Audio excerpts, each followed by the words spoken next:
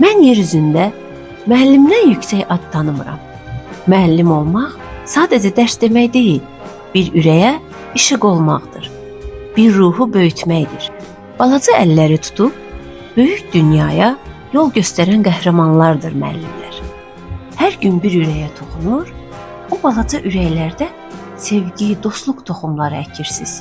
İşimizin çətinliyi bəzən bizi yorsa da, uşaqların sevgisi hər şeyi unutturur.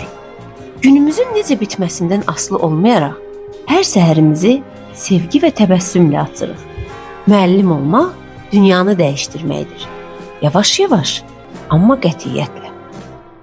Müəllim bugün də, gələcəkdə də ən hörmətli insan kimi qəbul edilməlidir və müəllimlik peşəsi ən yüksək qiymətə layiq olan peşədir.